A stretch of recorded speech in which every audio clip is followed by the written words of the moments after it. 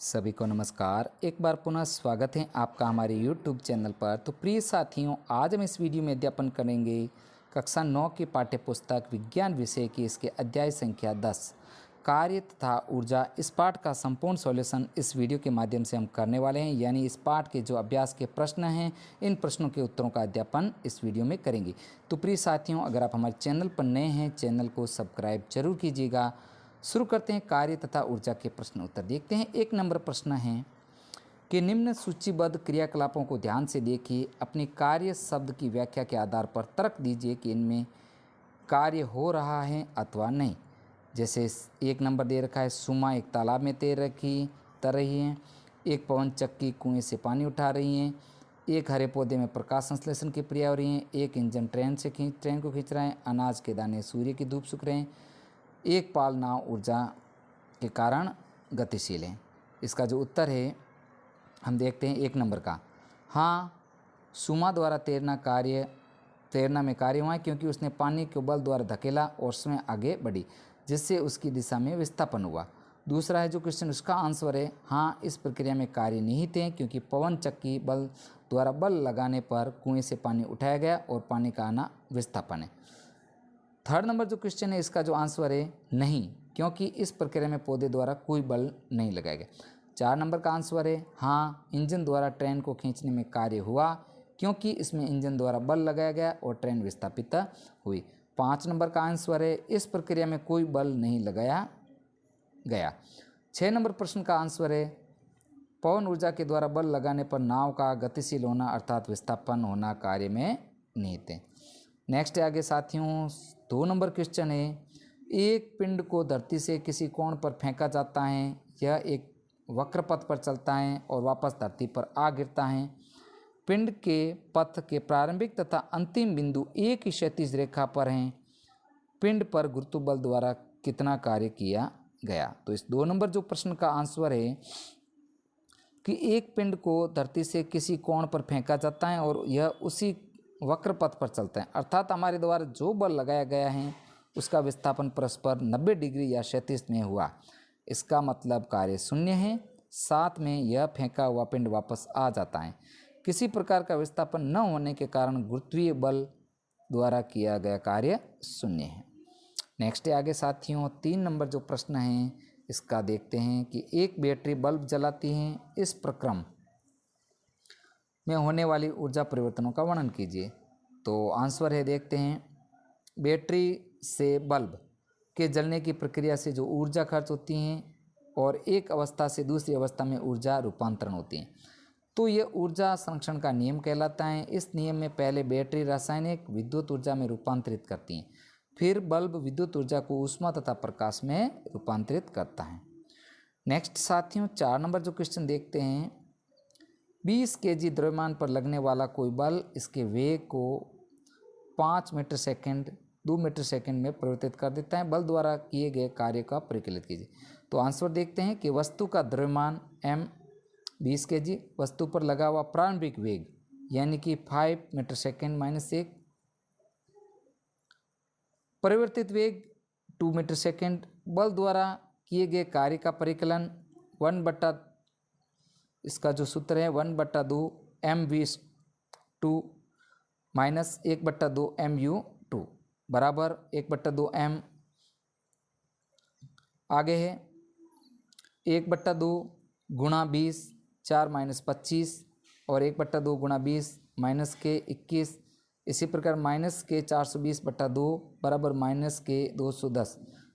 तो 210 जे इसका जो आंसर आएगा।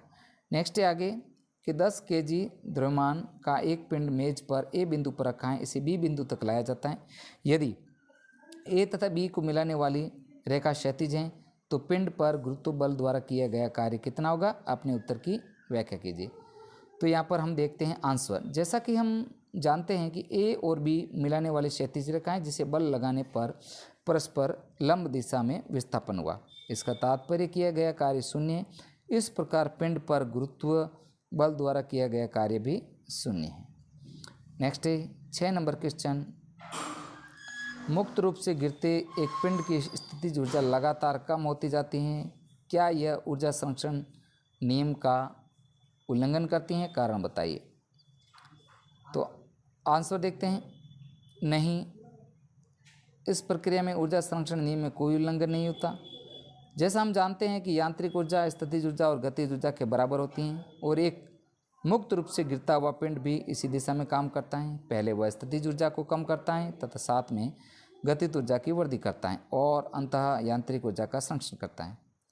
तो प्रिय साथियों, वीडियो को आप पूरा देखें और हाँ, वीडियो को लाइक ज़रूर कीजिए। साथियों, इस चैप्टर का आप संपूर्ण सॉल्यूशन देखें आराम से, ताकि आपको इस चैप्टर समझ में आ जाए। तो 7 नंबर क्वेश्चन आगे देखते हैं। जब आप साइकिल चलाते हैं तो कौन कौन से ऊर्जा रूपांतरण होते हैं? उत्तर है कि साइकिल चलाते समय पहले स्थिर साइकिल की स्थितिज ऊर्जा से पैडल मारना से पेशीय, फिर यांत्रिक ऊर्जा पकड़ना और अंत में गतिज ऊर्जा में रूपांतरण होना की प्रक्रिया है। नेक्स्ट है आगे 8 नंबर क्वेश्चन है, जब आप अपनी सारी शक्ति लगाकर एक बड़ी चट्टान को धकेलना चाहते हैं तो इसे हिलाने में असफल हो जाते हैं, तो क्या इस अवस्था में ऊर्जा का स्थानांतरण होता है? आपके द्वारा व्यय की गई ऊर्जा कहाँ चली जाती है? तो आंसर देखते हैं, जब हम अपनी सारी शक्ति लगाकर एक बड़ी चट्टान को धकेलते हैं तो इस अवस्था में चट्टान हटाने में कोई परिवर्तन नहीं होता, अर्थात कोई कार्य नहीं हुआ, लेकिन हमारे द्वारा लगी ऊर्जा की वजह से हम थकावट महसूस करेंगे। इस तरह से ऊर्जा का स्थानांतरण हुआ। नेक्स्ट है 9 नंबर जो प्रश्न है, किसी घर में एक महीने में ऊर्जा की 250 यूनिटें व्यय हुई, यह ऊर्जा जूल में कितनी होगी? तो आंसर देखते हैं कि 1 यूनिट बराबर 1 किलोवाट बराबर 3.6 गुणा 10 की घात 6। व्यय हुई यूनिट 250 किलोवाट, जूल में ऊर्जा 250 गुणा 3.6 गुणा 10 की घात 6 बराबर 250 गुणा 36/10 गुणा 10 की घात 6 बराबर 900 गुणा 10 की घात 6 बराबर 9.0 गुणा 10 की घात 8। इस प्रकार इसको आपको हल करना है। नेक्स्ट है 10 नंबर प्रश्न, 40 kg द्रव्यमान का एक पिंड धरती से 5 मीटर की ऊंचाई पर उठाया जाता है, इसकी स्थितिज ऊर्जा कितनी है? यदि पिंड को मुक्त रूप से गिरने दिया जाए, जब पिंड ठीक आधे रास्ते पर है तो उस समय इसकी गतिज ऊर्जा का परिकलन कीजिए। जैसे देखते हैं कि पिंड का द्रव्यमान यानी कि m 40 kg, धरती से पिंड की ऊंचाई 5 मीटर, गुरुत्वीय त्वरण 10 मीटर स्क्वायर सेकंड स्क्वायर, स्थितिज ऊर्जा बराबर E बराबर mgh बराबर 40 गुणा 10 गुणा 5 बराबर 2000। आधे रास्ते में जाने से पिंड की ऊंचाई बराबर 5/2 बराबर 2.5। स्थितिज ऊर्जा 40 गुणा 10 गुणा 2.5 बराबर 40 गुणा 10 गुणा 25/10 बराबर 1000। कुल ऊर्जा बराबर गतिज ऊर्जा प्लस स्थितिज ऊर्जा, तो कुल ऊर्जा है 2000, गतिज ऊर्जा प्लस 1000 बराबर 1000। इस प्रकार जो आपके इसको ऊर्जा ज्ञात करेंगे। नेक्स्ट 11 नंबर क्वेश्चन, पृथ्वी के चारों ओर घूमते हुए इसकी किसी उपग्रह पर गुरुत्व बल द्वारा कितना कार्य किया जाता है? अपने उत्तर को तर्कसंगत बनाइए।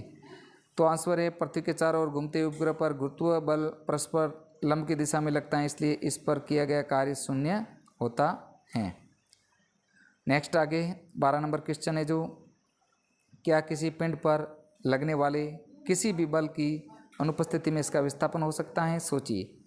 इस प्रश्न के बारे में अपने मित्रों तथा अध्यापकों से विस्तार विमर्श कीजिए।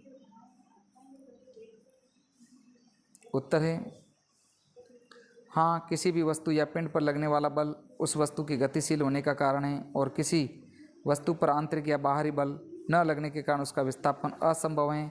इसी वजह से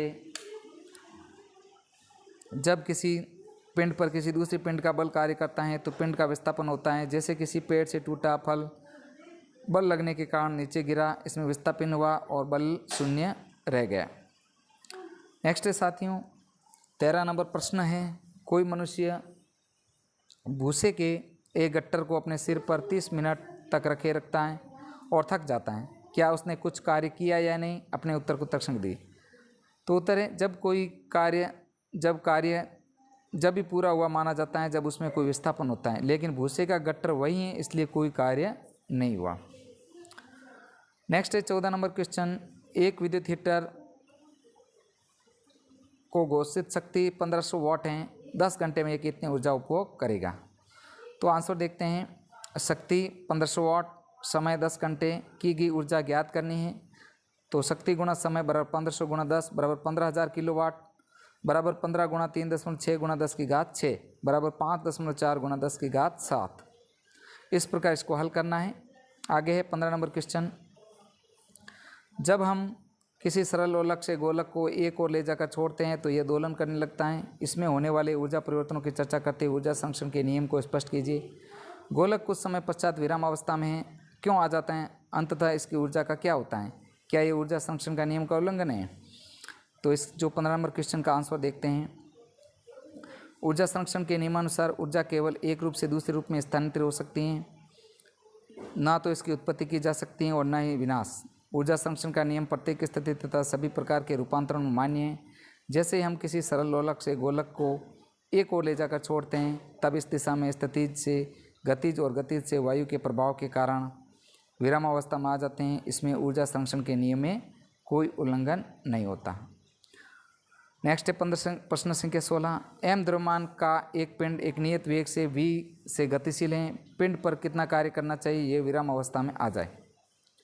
तो इसका जो आंसर है, यदि वस्तु की गति को हम विराम अवस्था में लाते हैं तो उसके लिए w बराबर 1/2 m, u बराबर 0 और w बराबर 1/2 m भी स्पष्ट किया जाता है कि किया गया कार्य वस्तु की गतिज ऊर्जा में परिवर्तन के बराबर हैं।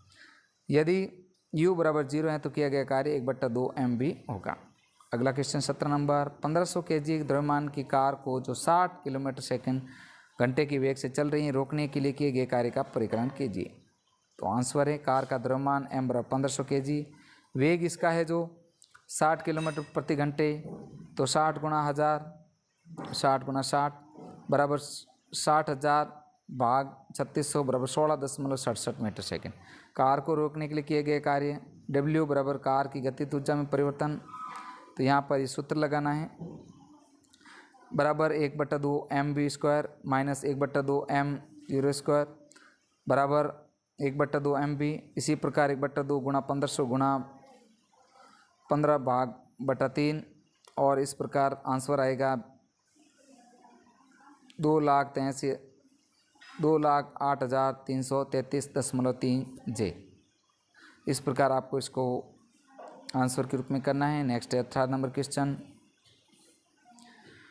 निम्न में से प्रत्येक स्थिति में m द्रव्यमान के एक पिंड पर एक बल F लगता है। विस्थापन की दिशा पश्चिम से पूर्व की ओर है, जो एक लंबे तीर से प्रदर्शित की गई हैं। चित्रों को ध्यानपूर्वक देखिए और बताइए कि किया गया कार्य ऋणात्मक है अथवा धनात्मक या शून्य। तो उत्तर है इसका, पहली स्थिति में लंब अर्थात 90 डिग्री का कोण बनाने तो किया गया कार्य शून्य है। दूसरी स्थिति में बल विस्थापन की दिशा में लग रहा है, इसलिए किया गया कार्य धनात्मक है। तीसरी स्थिति में बल विस्थापन के विपरीत दिशा में लग रहा है, इसलिए किया गया कार्य ऋणात्मक है, जैसा कि हम ये अध्याय में पढ़ रहे हैं।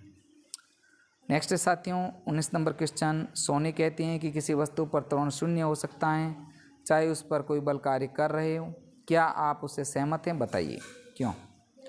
तो उत्तर है हाँ, सोनी के इस तथ्य से हम पूर्णतः सहमत हैं। यदि किसी वस्तु पर कोई बल लग रहा है फिर वह भी विरामावस्था में कोई गति नहीं कर रही है तो उन सभी बलों का कोई महत्व नहीं है, अर्थात उनका त्वरण शून्य ही है। नेक्स्ट है 20 नंबर क्वेश्चन, 4 युक्तियाँ जिसमें प्रत्येक की शक्ति 500 वाट हैं 10 घंटे तक उपयोग में लाई जाती हैं, इनके द्वारा व्यय की गई ऊर्जा जूल में परिकलित कीजिए। तो उत्तर है, चारों युक्तियों की प्रत्येक शक्ति बराबर 500 वाट बराबर 500 गुणा 4 बराबर 2000 वाट, समय है 10 घंटे।